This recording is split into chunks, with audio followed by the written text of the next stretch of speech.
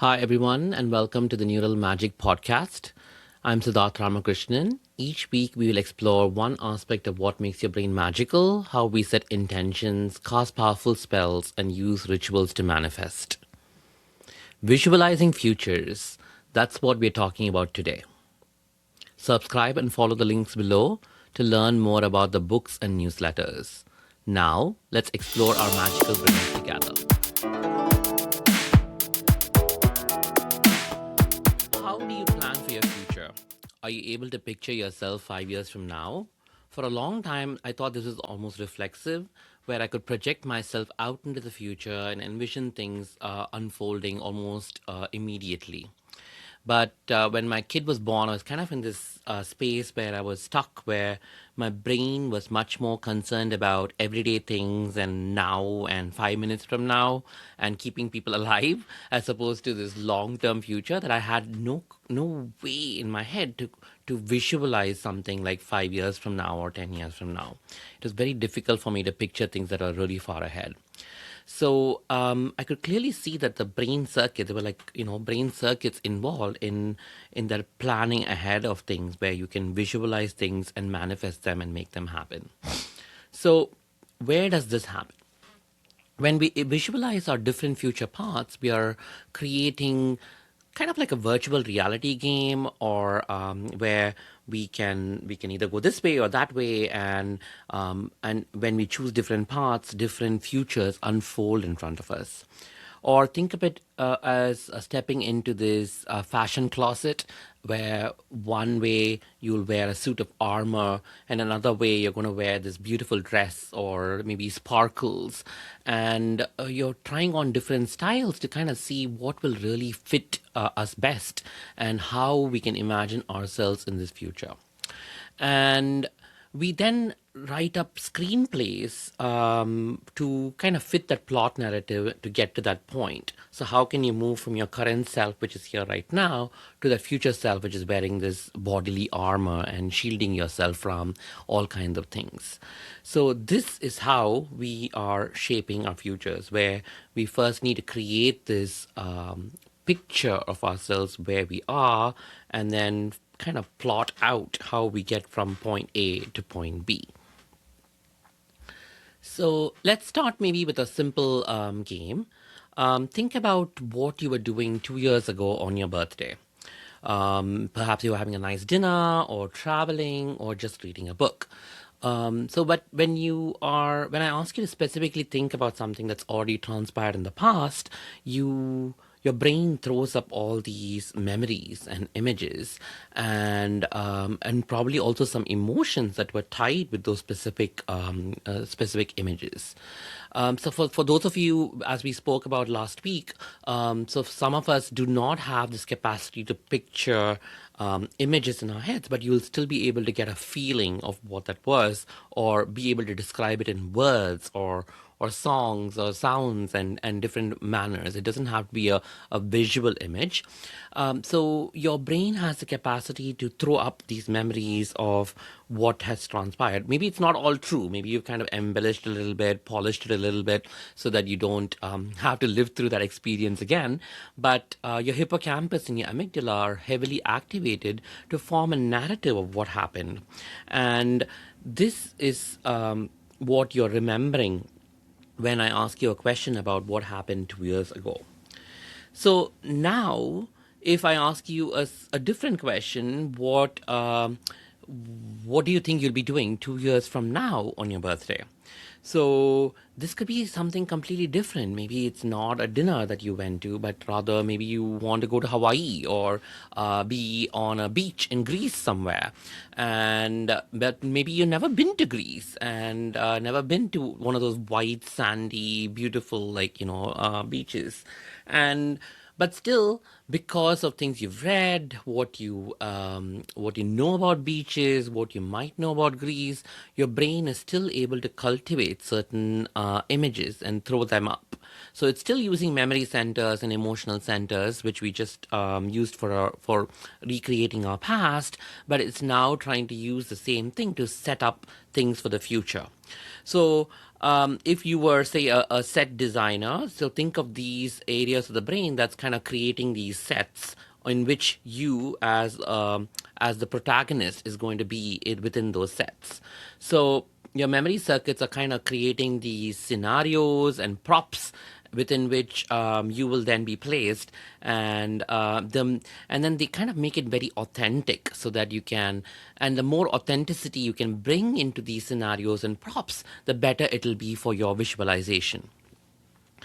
And another way in which we add authenticity to these visual images that are projecting into the future is by not only thinking about what a beach looks like, but also thinking about maybe how the wind will be blowing in your hair, or how, if you're maybe on a cruise ship, and how the cruise ship is going, and you can feel the waves, or maybe even think about how far this location is from where you are right now.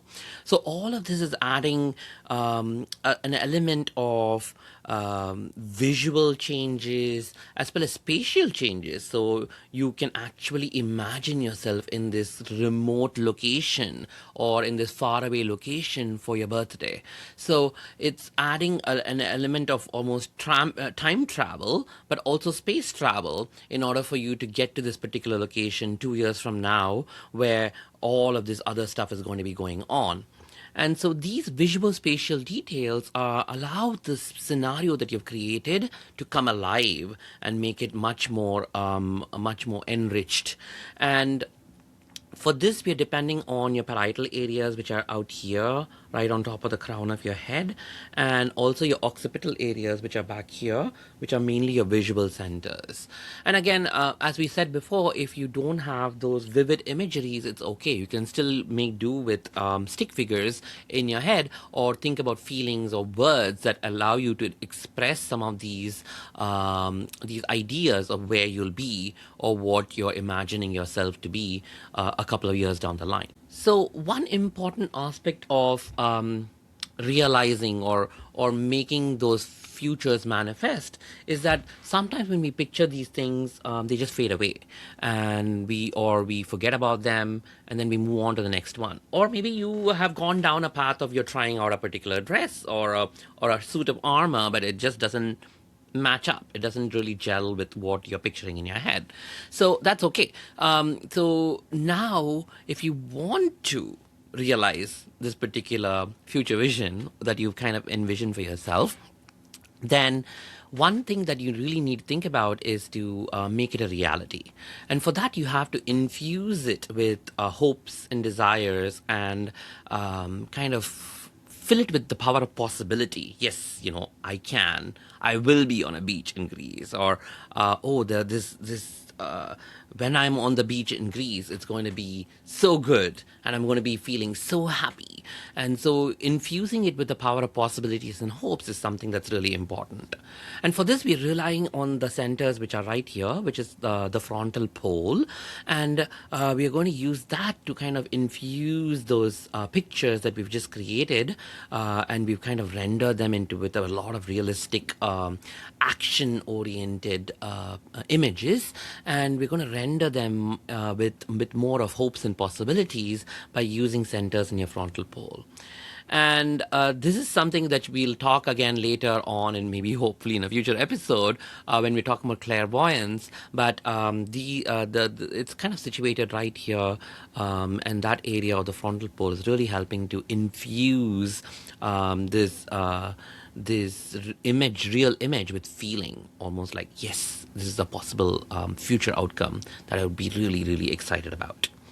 And then when once you create this scenario, then you kind of allow your sense of self to take over, to help you plot how to get from now to then.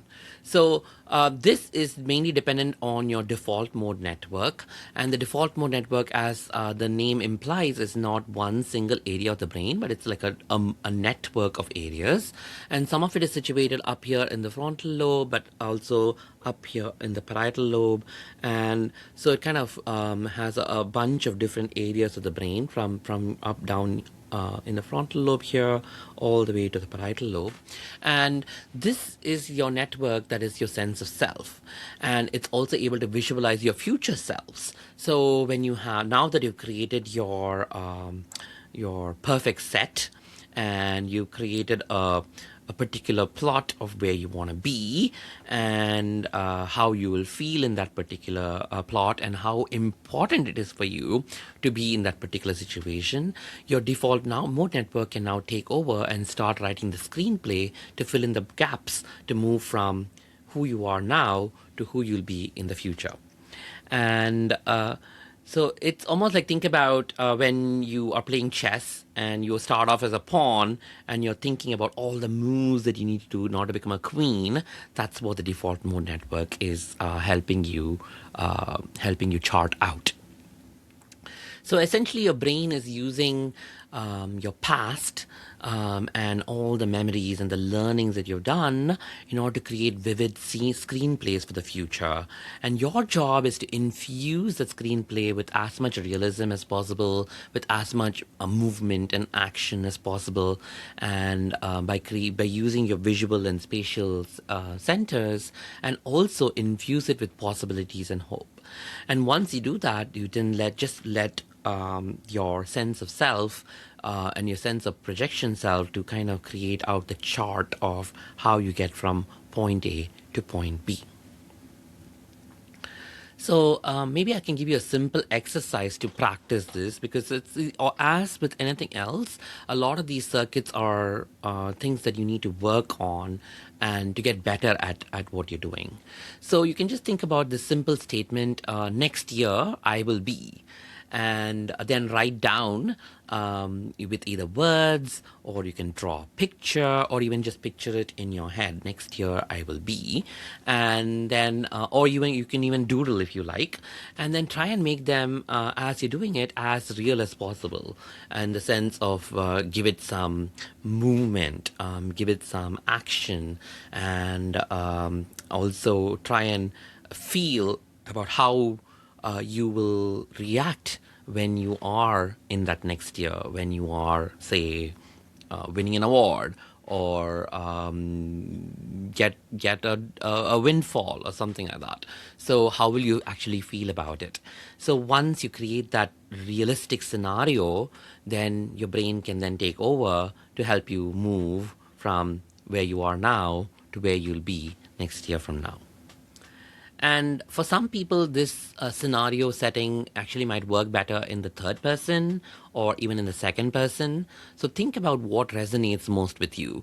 Do you feel better at saying, I will be doing this? Or will you be better at saying, Siddharth will be doing this? Or whatever, you fill in your own name and be doing this. Or maybe somebody, you can imagine someone else saying, you will be doing this. Maybe that's what you respond to much better. So think about what resonates most with you, and then use that to set your intentions and visualize your future. Another aspect of visualizing futures is that sometimes we're not just visualizing for ourselves, but we're also visualizing for others. We want to almost create magic for others or magic with others. So how does this fit into this whole picture? So your sense of self, which we talked about, is your default mode network. But when we're thinking about other people, we're using another area of the brain, which is kind of, if you feel along the sides, right above the tips of your ears, is the supramarginal gyrus in the temporal lobe. And the supramarginal gyrus in the temporal lobe, gyrus is just a kind of a bump. So you all know that your brains have these are convoluted, and it's got these like crinkles in it. So the valleys of your brain are called sulci, and the bumps are called gyri, and the singular is gyrus. So the supramarginal gyrus is just like a bump in your brain. And this is also the part of the brain which we are using when we are describing empathy, feeling empathy with others. And as humans, as social creatures, use this area a lot.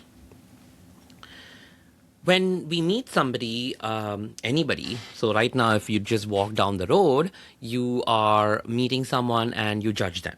So, yes, you're not supposed to judge them, but we are judging them. Judging them in the sense that we are like, is this person, what is this person going to do? Is this person happy? Is this person sad? So we are kind of creating, we are immediately trying to understand based on their facial expressions, how they're holding their body, what they're feeling, because that's really going to allow you to then kind of process how they're going to react. It's kind of an evolutionary mechanism to make sure that you are always, on the lookout to, is this a friend or a foe? Is this person going to hit you or be kind to you? So you kind of always have to like judge that on some level, and so we have the circuits to do that.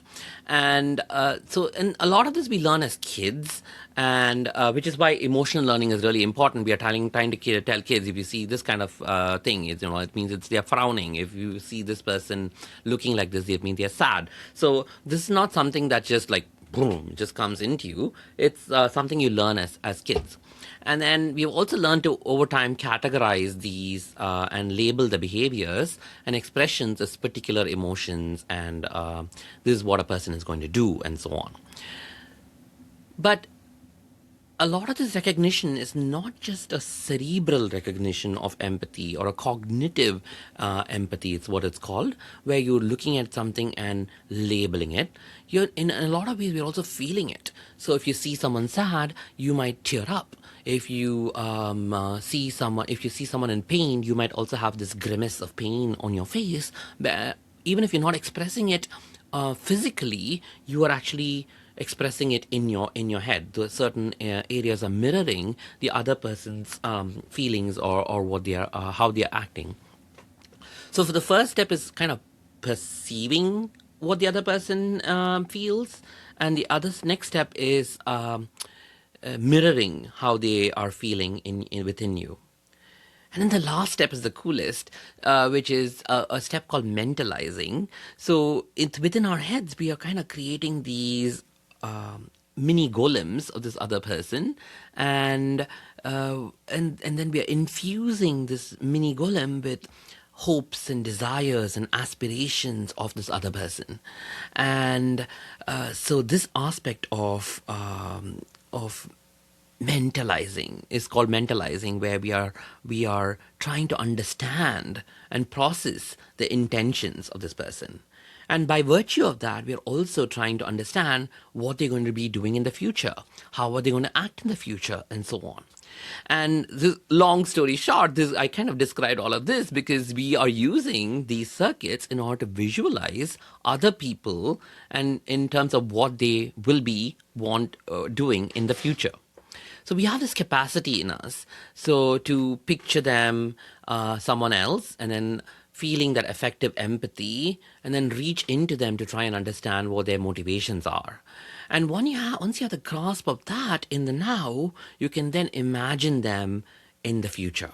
So once you know their motivations and desires now, you can then say, okay, if this happens to this person, then they're going to be looking like this or feeling like this, and so on. And so you can shift that image of the person in the now to something that's happening in the future. And it can then, and of course, you have your whole scene that you've already built, and you can place this person in that future scene. And some of the major areas in the brain that you're using for this are your temporoparietal junction, which is kind of the junction between the temporal cortex here and the parietal cortex here, the junction over here. And then also your insula, where you're getting a lot of information about your internal senses, and also your cingulate cortex, which is helping to integrate images with meaning. So when you look at somebody and how they are feeling, and you're integrating that with meanings as to what does that mean. So you're kind of putting all that together in order to understand the motivations of people around you. So maybe an exercise to think about this would be, let's say somebody comes to you with some pain, and you are attempting to heal them, or in which case you first have to think about their pain, and then maybe some part of you mirrors that as well. So you kind of know if they're feeling that much pain, this is what it feels like, and then. When you're picturing them mentally, think about what are their motivations and desires. So they want to be pain free, or maybe they want to go for run a marathon, or if they want to play with their grandkids. So there are these certain aspirations that they are looking forward to, which they are not able to because of this debilitation that they have. So then think about what their body, what their face is going to look like when they become pain free. And then because you kind of understood their motivations and desires, you're now able to create almost like an authentic picture of them in this future self that you're imagining. And so this would be a good exercise for you to think about or practice about, in terms of kind of honing in on that muscle of visualizing the future of someone else. So I that was a really fun episode because I really love how we start off small and then kind of expand into these bigger concepts, and how we have the capacity to kind of almost have a whole episodic television in our heads on what's going to happen, and it's almost like a K drama, like that's going on, where you're like, oh my god, this whole thing is going to unfold, and there's no and then what's going to happen, and not only do we have this ability to see ourselves in the future, we have the ability to also maybe put other people also within the future scenarios and screenplays that you're writing. And that way the brain is so fascinating. So thank you for joining me on this week's podcast. Subscribe and please join the mailing list. The Neuroscience of Tarot is a book that's out now with Llewellyn. And this podcast is about stuff that I've been writing in the Neuroscience of Magic, which is a book that will be coming out in the fall of 26. For more, please go to brainmystic.com. That's BRAINMYSTIC.com, or siddharthramakrishnan.com. Thank you, and see you next week.